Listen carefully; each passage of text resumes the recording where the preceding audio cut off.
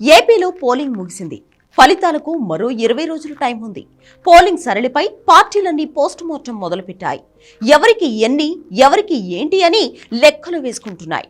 80% పైగా పోలింగ్ నమోదు కావడంతో ఈసారి ఫలితాల్లో సంచలనాలు ఖాయమనే టాక్ వినిపిస్తోంది. ఇదంతా ఎలా ఉన్నా వైసీపీలో కొందరి ఓటమి ముందే ఖాయంగా కనిపిస్తోంది. మంత్రులు, మాజీ మంత్రులు కూడా ఈ లిస్టులో ఉన్నారు. ఖచ్చితంగా ఓడిపోతారు అనుకునే లిస్టులో జనసేన అధినేత పవన్ కళ్యాణ్ తిట్టిన చాలా మంది నేతలు ఉండడం హైలైట్. నిజానికి పవన్ ను తిట్టేందుకు వైసీపీలో ఓ బ్యాచ్ ఉంటుంది. కేవలం జనసేనను, సేనానిని తిట్టడమే వాళ్ల పనా అన్నట్లు కనిపిస్తుంటుంది సీన్.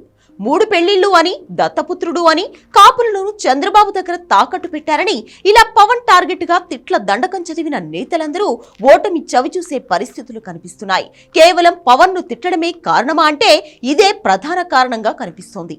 పవన్ మీద నోరు పారేసుకున్న వాళ్లు, బండబూతులు తిట్టిన వాళ్లు, అసభ్యంగా, అసహ్యంగా మాట్లాడిన వాళ్లు, వాళ్లందరినీ జనం తిరస్కరించబోతున్నారని తెలుస్తోంది. రాబోయే తీర్పును పోలింగ్ బూతుల దగ్గరే జనం మాట్లాడుకున్నారు. గుడివాడ ఎమ్మెల్యే కొడాలి నానితో పాటు పవన్ అంటే అంతెత్తు ఎగిరే పేర్ని నాని, ఆయన కుమారుడు పేర్ని కిట్టుకు జనాలు షాక్ ఇచ్చేందుకు రెడీగా ఉన్నారు.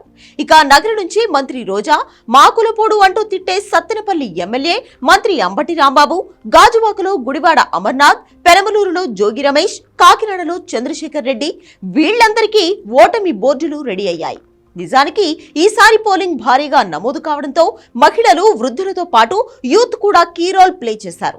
యూత్ లో మెజారిటీ ఫాలోయింగ్ పవన్ కళ్యాణ్ కి ఉంది. ఆ యూత్ అంతా కలిసి వీళ్లను ఓడించడమే పనిగా స్టాలిన్ ఫార్ములా ఫాలో అయ్యారట. ఈ లెక్కన పవన్ ను తిట్టిన ప్రతి నోరు ఫలితాల రోజు సైలెంట్ అవ్వడం ఖాయమని, వాళ్లంతా ఓడిపోవడం తథ్యమంటూ మాట్లాడుకుంటున్నారు జనాలు.